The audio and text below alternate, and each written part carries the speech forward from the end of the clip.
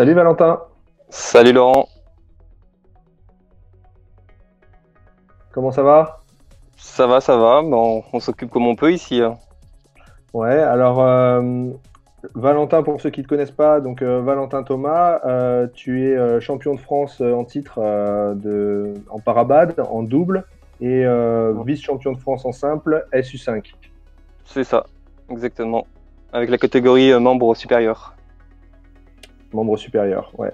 Et donc tu fais partie du collectif France et donc maintenant du collectif La Relève France 2024. Tu peux nous en parler? C'est arrivé très récemment, là, pendant le confinement, il y a l'entraîneur national qui m'a rajouté à ce groupe-là pour que on puisse potentiellement performer pour 2024.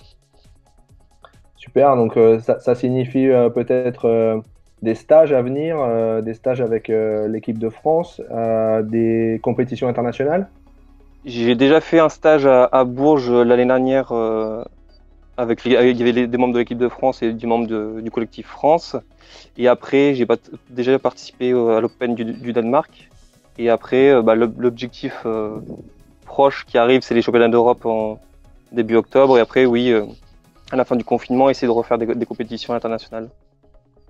Ok, donc tu es, tu es licencié à Istres, tu t'entraînes à Istres, mais ton club de cœur, c'est Saucé. Tu es confiné à Saucé en ce moment? Je suis confiné à Saucé, exactement. Et après, oui, c'est sûr qu'au niveau du BAD, je suis licencié à Istres pour les entraînements et il y a beaucoup plus de créneaux d'entraînement et de niveau du jeu. Mais mon club de cœur restera toujours à Saucé. C'est là où j'ai commencé, c'est là où j'ai tout appris et voilà. Ok, comment se passe le confinement alors à Saucé? Bon, c'est la Côte Bleue, on voit qu'il fait beau derrière toi. Ouais, Euh, ouais. Il fait beau, je suis confiné avec mes parents, avec mon frère, ma sœur. On est tous sportifs dans la famille, donc on se motive tous les uns les autres pour faire du sport ensemble et faire du ok, sport ensemble et voilà, pour euh, bouger un peu. ça représente quelle somme d'entraînement pour toi en ce moment? C'est quoi tes routines à peu près? On fait en général une grosse séance d'1 heure et demie tous les 2 jours pour se laisser une journée où on a pas mal de trucs à faire quand même à la maison, on fait pas mal de bricolage, on fait pas mal de choses. Ok. Les, bon, le calendrier international a été assez bouleversé. Toutes les compétitions internationales, les grosses compétitions internationales ont été annulées. T'avais un calendrier, toi, là, qui a été un petit peu bouleversé ou pas? Je devais participer, je voulais faire l'Open d'Espagne, ce qui était prévu en début mars, qui a été annulé. Et après, à cause de mon boulot, je peux pas non plus enchaîner pendant l'été. Mais après, comme je vous l'ai dit, le prochain gros objectif, les championnats d'Europe, et c'est pour ça que je m'entraîne tous les jours pour cet objectif. Ok, ça sera en simple, en double, tu sais déjà, tu sais avec qui ou pas, ou c'est pas encore tout à fait défini? Je vais normalement le faire en simple et en double. Double homme, on ne sait pas encore. Justement, on est en train de réfléchir.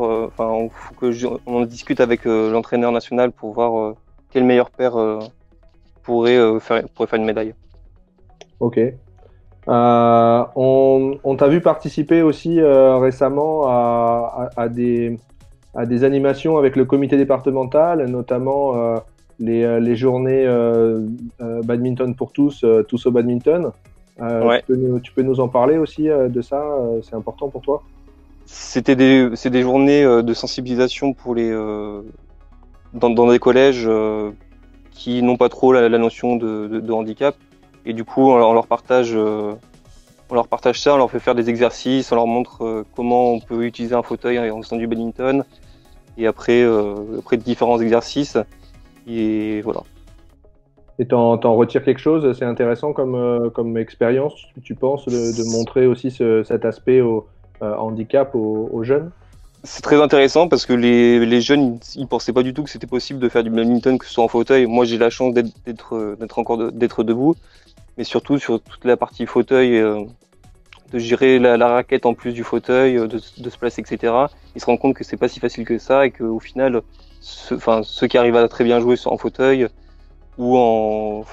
avec un handicap au niveau des jambes, et ben, ils se rendent compte que vraiment c'est pas si facile et c'est énormément de temps d'adaptation. Ok, merci. Et ben, on te souhaite un bon confinement pour la suite. On espère un déconfinement rapide et se retrouver Sur les terrains. rapidement sur les terrains. Peut-être sur les terrains de air badminton cet été? Et peut-être, ouais, j'ai vu que ça commençait à pas mal se développer et j'ai hâte d'essayer. J'ai pas eu encore l'occasion d'essayer. Donc ouais. Ok, bah on s'y verra certainement. Un dernier mot pour tous les joueurs, peut-être de l'équipe de France, la relève justement, ou Bah ouais, Parapad et puis à tous les joueurs de PACA, d'Istres, de Saucé. c'est ça, faire un petit coucou à tout le monde, aux joueurs d'Istres, aux joueurs de Saucé, à Elsa et Fabien avec qui je m'entraîne tous les jours. Et forcément, bah, l'équipe de France, le collectif France, de bien s'entraîner et d'être prêt pour la suite et pour le déconfinement et les prochaines échéances. Ça marche, et ben merci beaucoup Valentin, à très bientôt. De rien, à bientôt!